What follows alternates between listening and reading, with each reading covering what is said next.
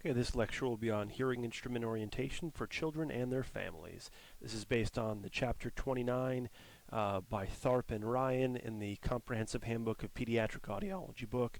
It should be located on Blackboard, free to download.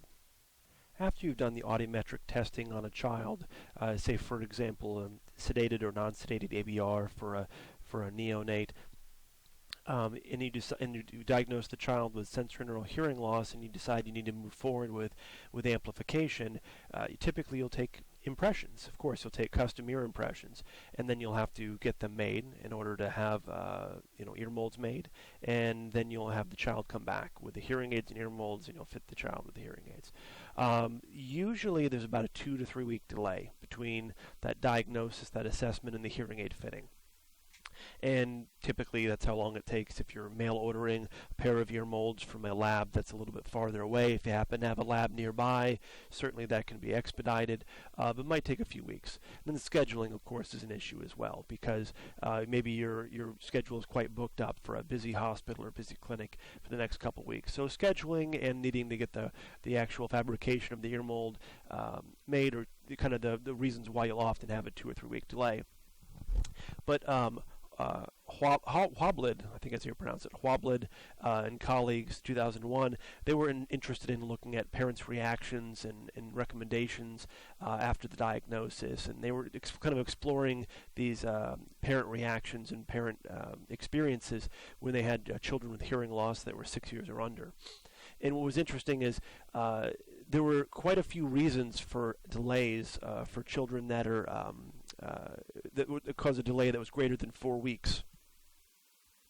You can see that percentage-wise, the top 3 reasons are going to be appointments, and both of them being appointments, needing for additional appointments or waiting for follow-up appointments, or delays in third-party payments. The top 3 reasons are going to comprise almost 70% of the reasons for delays.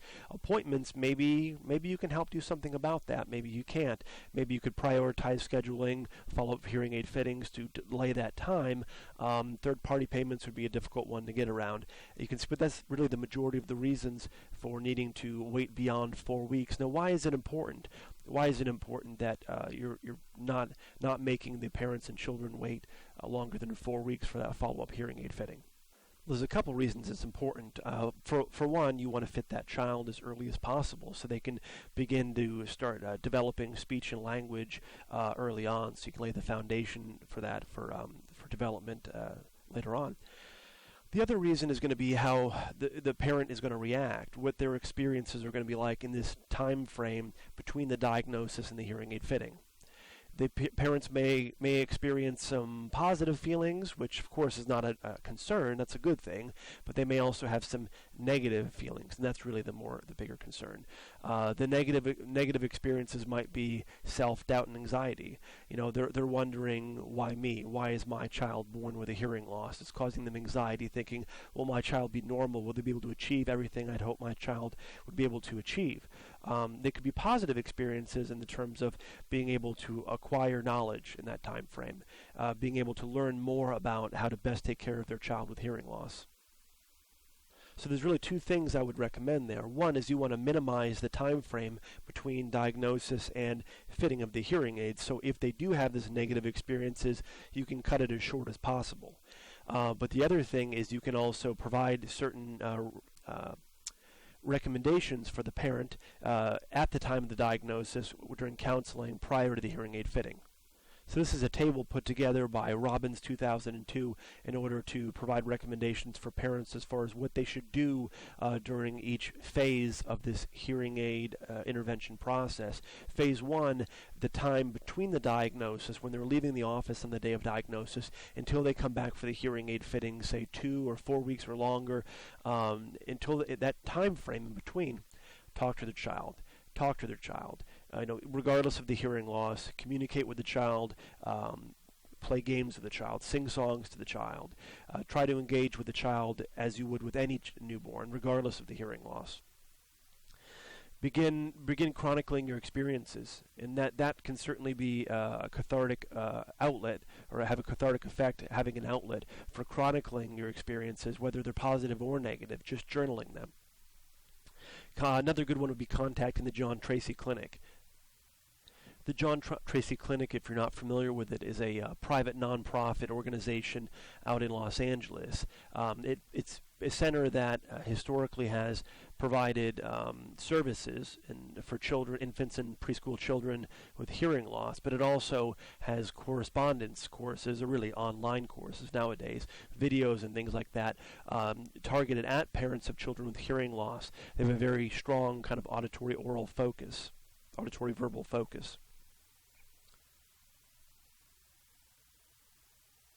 You can see here's the URL for the website, jtc.org, and they also have information for professionals as well if you'd like to explore that down the road, or just get kind of an idea of what's on there if you do recommend parents go to that site. And beyond the phase 1, going from phase 2, those early weeks following the hearing aid fitting, into phase 3 after adjustment to hearing aids has occurred, you can see there are additional recommendations to give to the parents in order to try to standardize this process, try to make things go as smooth as possible, and try to help the parents do everything they possibly can to maximize development in the child. So I've talked about some information to provide the parents post-diagnosis, and then also as well as post-fitting and post-adjustment to the hearing aids. But let's talk specifically about the hearing aid orientation. When you get right down to it, you're going to provide a lot of information for that parent of the child, for that parent about the hearing aids themselves. You're going to provide them a user manual. Actually, it's required by law, of course, to provide them a user manual. And a lot of that information you're going to present to them, they're probably not going to remember. So how much? Well, we don't have data on this specific population, parents of children, but we do have data on first-time hearing aid users, so older adult hearing aid users, for example. How much do they remember? If we look at Reese and Chisholm 2005, they took about 100 older adults who were first-time hearing aid users, and they were surveying them, or not surveying them, they asked them multiple choice questions about their hearing aid knowledge right after and then a month later on, and they were interested in seeing how much they'd remembered. And it turned out both immediately after and a month later on, it was about the same. It was roughly about 75% of the information, which is actually better than expected. So what can we do to help recall and to improve recall of parents for their information they've received? We can provide them printed information, handouts they can reference later on. That's the point of the user manual, provides them information. We can also reiterate the same information at follow-up. So tell them the same information again. We can ask them questions on the follow-up to see if they fully understood the information, so we can provide it if they don't give you the correct answer. We can also encourage the parents to invite other close family members who might be interacting with this child so they can receive the same information. That way, if one person forgets, the other one might fill them in. There may be, between them, there might be less information that falls between the cracks. There was a paper published in 2011 by Emilio Caputo Donnellan and John Greer Clark, a small sample of about 10 or 11 adults. They wanted to see their recall from hearing aid orientation if it could be improved. And they looked at using a DVD supplement to help improve recall. And they went from around 10 questions right in the control group to about 14, a little more than 14 questions answered correctly in the experimental group with a DVD, total out of 18 questions total. So the improvement was around, I think, on the order of maybe 30%, maybe more. It's a very small sample, but it was interesting to note that that DVD supplement dramatically improved performance for recall. I would expect things like handouts would also have a similar effect, or video supplemental material. So nowadays, if you decided to have some kind of video available for parents of children with hearing loss, what might it look like? You may not have a DVD anymore. You might have a video that you can simply email from your smartphone to their smartphone, or share with them, and some other just kind of through some cloud interface you have like Dropbox. So let's kind of take a look at an example video here.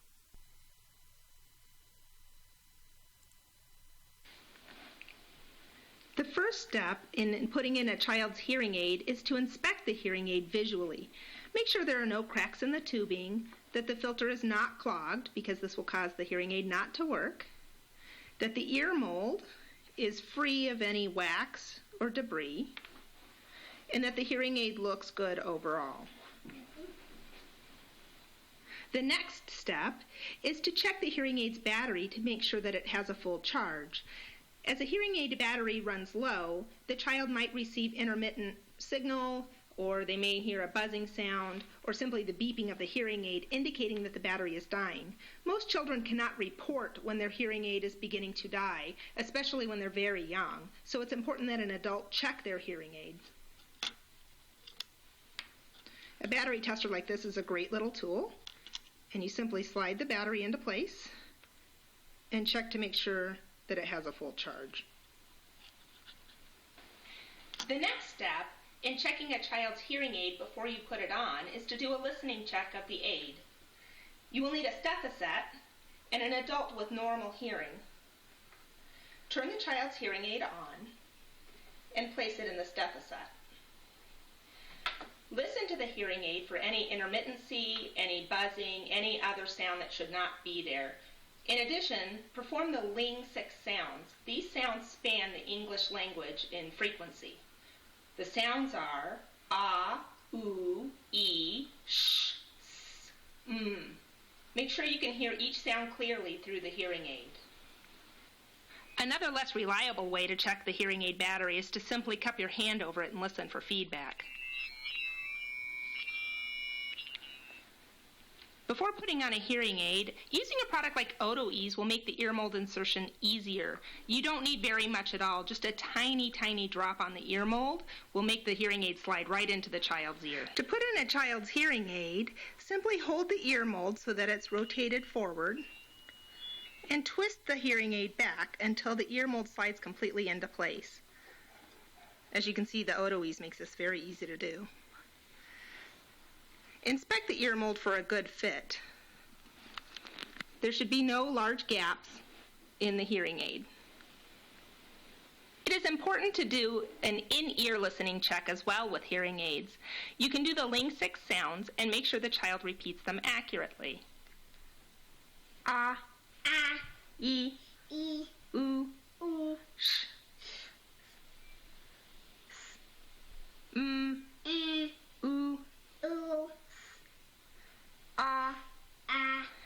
It's a good idea to change up the order you do the Ling 6 sounds in, otherwise the child may begin to predict when the sound will occur. Another way to do the Ling sounds for a very young child is to use picture cards of objects that represent the sounds, or actual objects that represent the sound. Nolan has done this for a long time, so he simply repeats the sounds back to me, but these objects represent the Ling sounds. So when Nolan hears them, he's going to put them into the basket. Ooh.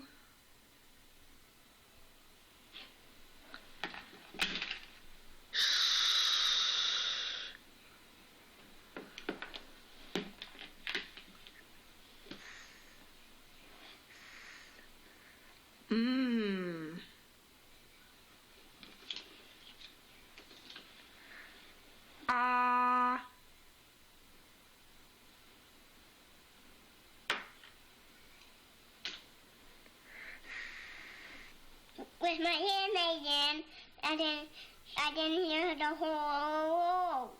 You can hear the whole world.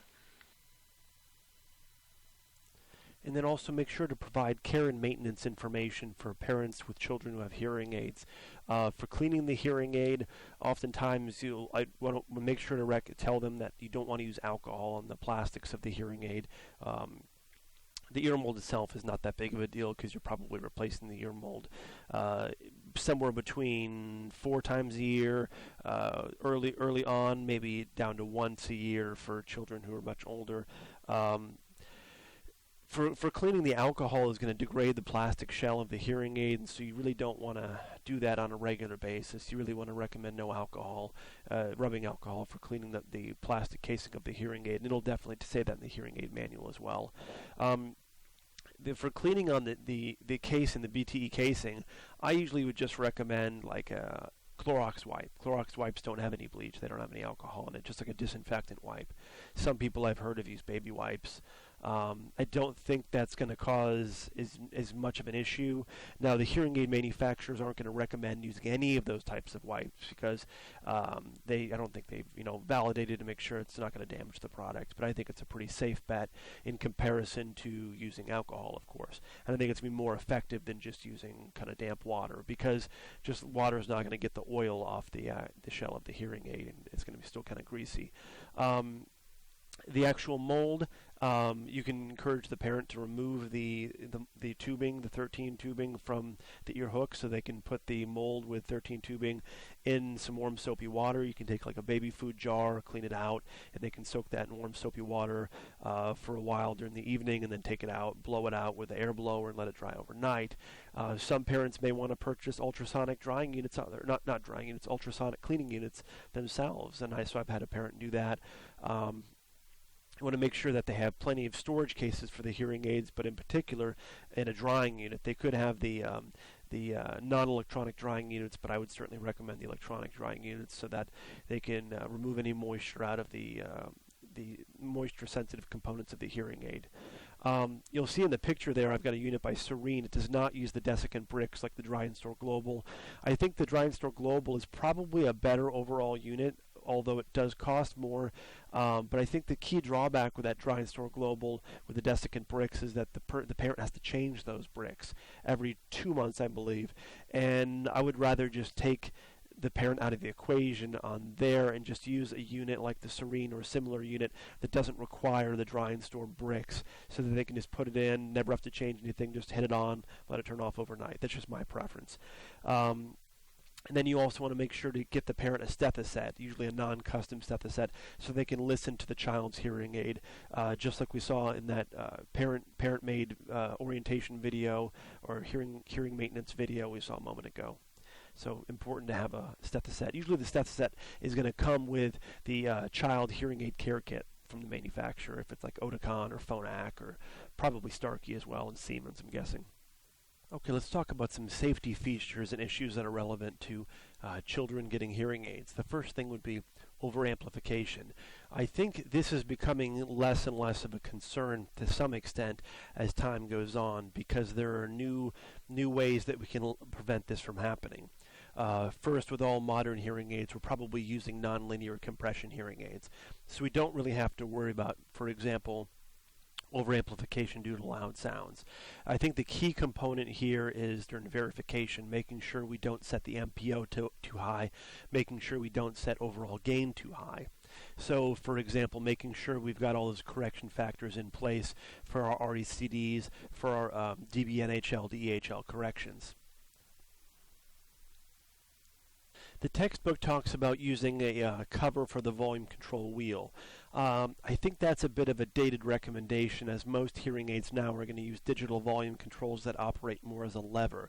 I would say the key thing here is to deactivate the volume control in the hearing aid software. So there's usually going to be a simple button located somewhere in the software where you can just uncheck the volume control being active, and you should be pretty good to go on that. I think Siemens will like you even take that a step further. On some of their hearing aids, you can actually remove the volume control altogether and put a flat panel in its place. The benefit of that, besides getting it out of the way, is that probably moisture wouldn't get into that control quite as easily either. Second safety issue would be battery ingestion. For most children being fit with hearing aids, especially those who are say, for example, 5 years old or younger, you probably want to have a battery lock or a special battery door that's child safety, so the child can't open it on their own and swallow the battery. And you also want to take special care to keep the hearing aid batteries out of the reach of young children, especially those between 1 and 2, but certainly those under the age of 5. If the parent suspects the child has swallowed a battery, you want to inform them to contact the National Capital Poison Center. While all hearing aid battery manufacturers have started to create mercury-free batteries, there's still the issue of the zinc air battery not always being able to pass through the GI tract, and so they may need additional assistance from the physician to get it removed. Ear placement is primarily an issue when hearing loss is asymmetrical. So if it's asymmetrical, one hearing aid is going to be more powerful than the other. What you don't want to have happen is to have the more powerful hearing aid being placed in the better ear that requires less gain, because then you may have to worry about overamplification like we talked about earlier on here. So definitely need to have the red and blue battery door markers or hearing aid markers on the hearing aids, so that have the parent be well aware of what they mean, because the parent may remove the ear molds in order to clean them, and then if they mix up the hearing aids, if they don't have the appropriate red and blue markers on them, they may put the left mold on the right aid and the right mold on the left aid. Another issue I've found that comes up to some degree in pediatric audiology or educational audiology settings would be the FM receiver. Now, this may be a Phonak only issue. It may not affect Oticon.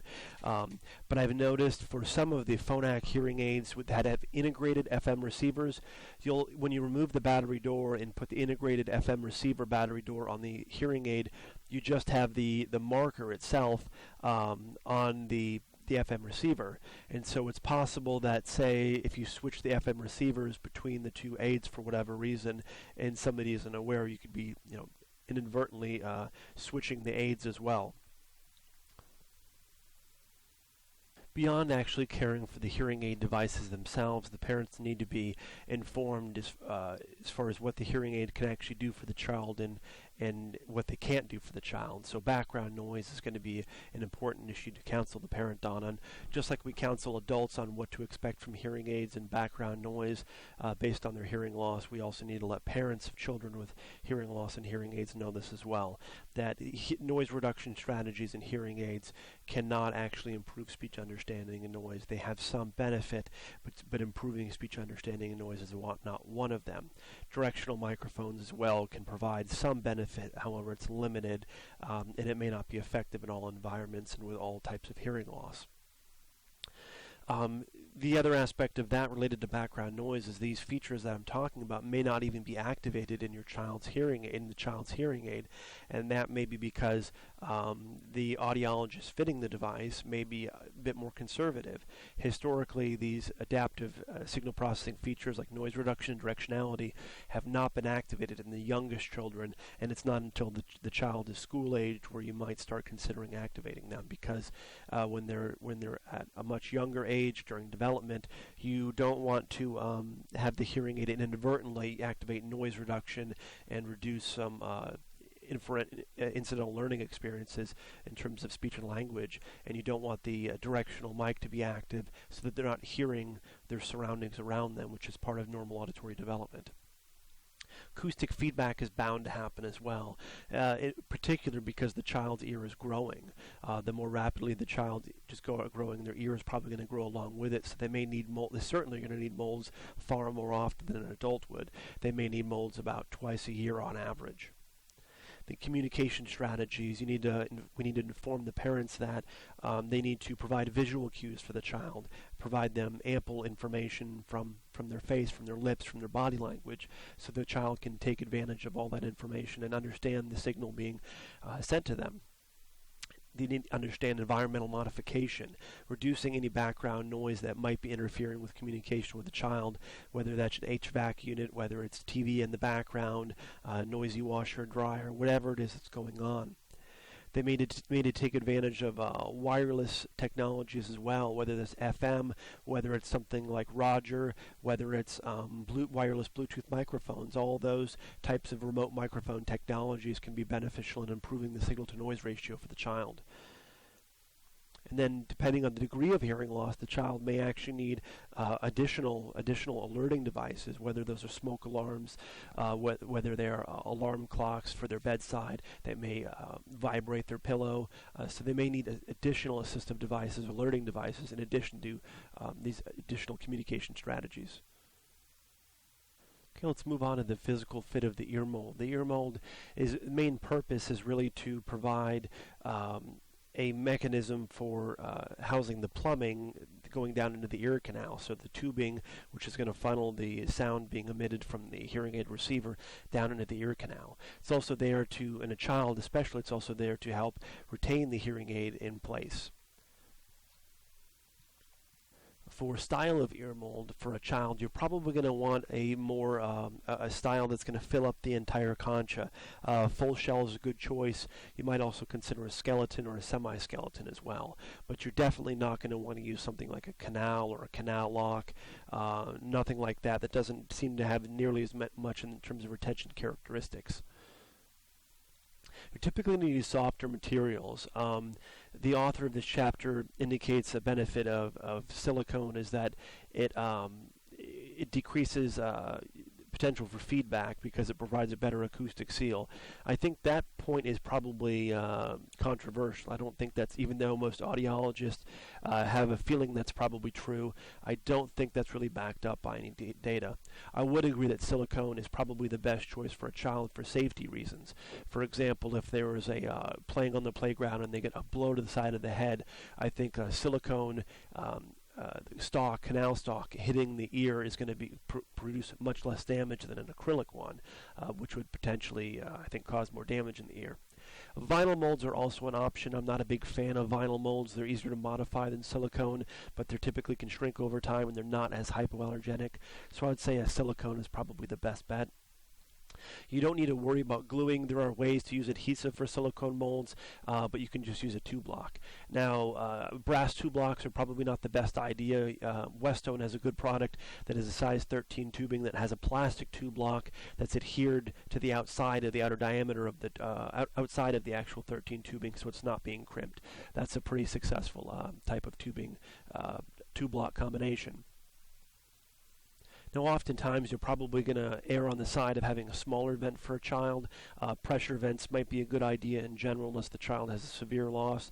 And as the child, if the child just has a high-frequency loss, you might be able to get away with a little bit larger in terms of vent size.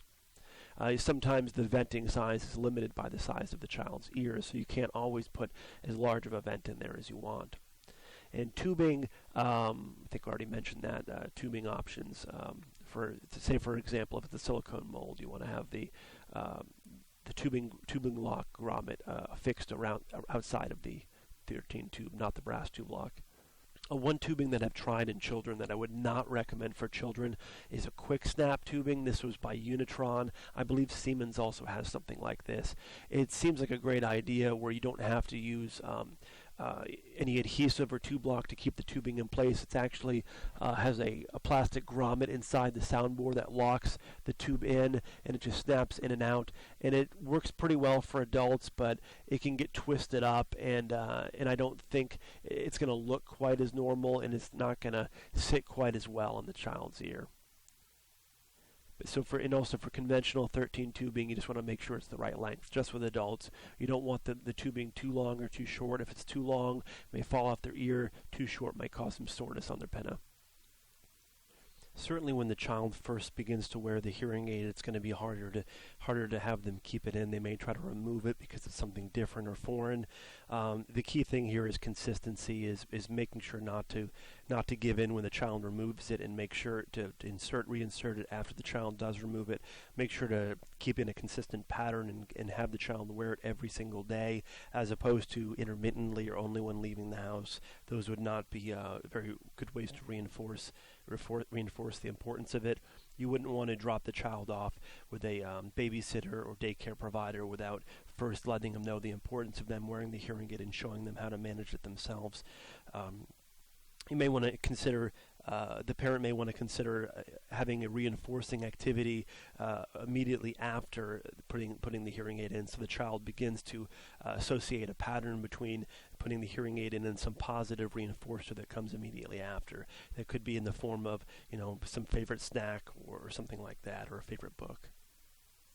So the key thing there is establishing a routine and not really allowing for an exception to that routine, so that the child realizes it's just part of every other routine they have, like getting dressed each day. And of course, they may not realize that if they're much younger. So that's behavioral retention. So physical retention is another issue. Physically keeping it on, so in case the child does pull it out, you don't lose the hearing aid, or in case it falls out for whatever reason, say it's a loose mold. And there's a variety of different products available out there. You could use a cord that clips to the back of their shirt. You can see on the top The top, the red one, that's a monaural hearing aid fit, so it's going to attach, a little piece is going to attach around the body of the aid, and below that there's a Y cord. So if you have a bilateral fit, on the right side you've got a retention ring that's going to go around the entire pinna. All of these are going to be pretty effective in keeping the hearing aids in. Another thing you could do is use some toupee tape and put it between the side of the hearing aid and the skin and hair next. So basically if the child starts pulling it out, it causes discomfort, and they will no longer want to pull it out. So at this point, at the end of the hearing aid fitting, you're going to want to encourage the parent to keep a weekly hearing aid calendar, so they can keep track of the hearing aid wearing time for the child. They want to encourage them to refer to their child by name, but always have a purpose when calling the child. You don't want to just randomly call the child, but you want to call them when you have a purpose or a reason to call them, telling them to do something, telling them to come here. You might use a hand-to-ear response when a sound is heard, in order to show them the importance of kind of a sign of what hearing is. May want to also have the parent keep track of vocalizations for the child as well as responses, and have them communicate that information to the speech pathologist or you, the audiologist. As far as hearing aid follow-up, typically you want that a bit more often than an adult in those first 2 years of life, probably every 3 months or so, and then as child gets a little bit older, 3 years and older, every 4 to 6 months. Hearing aid check, during the follow-up, you, the clinician, want to make sure to do a listening check and electroacoustic analysis with your test box. I know earlier I mentioned that you may want up to 4 molds per ear, depending on the acoustic fit, and 4 ear mold pairs per year seems really excessive every 3 months, and I know it's probably not terribly common in your local setting. It might usually be once or twice a year, but you can see here this older data from Clark, the average months per ear mold needed before feedback started to occur. We can see for each age range, 2.5 to 5 years in the green here. Typically it was about every 5 or 6 months for these older kids, but for younger kids it was going to be much younger, 3 months, and then maybe a little bit less as the hearing loss gets worse. Now these are older hearing aids from circa 1970s, early 70s. So because of better feedback management systems, we may not have the whistling occurring nearly as often, so it may seem that we don't need them quite as often. I couldn't really comment on that, but what I would say is critical is to make sure to do verification after fitting new molds.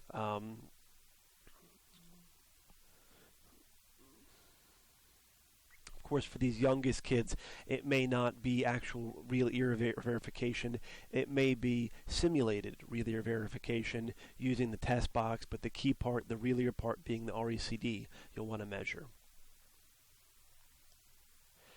And as the child gets older and older, that child is going to take more responsibility for managing the hearing aids on their own. Some of that responsibility will transition from the parent to the child, just depending on the maturity level of the child. So the child may begin to start removing the hearing aids on their own. They may become reliable reporters of low batteries from the low battery warning. They may begin to clean their hearing aids on their own. You may activate the volume control and program button as they get older, school-aged, of course. You may counsel them or instruct them about hearing loss and hearing aids. These are the references for some of the things I cited during this talk. And so that's the end of hearing instrument orientation. You should have the FM lecture posted in the very near future.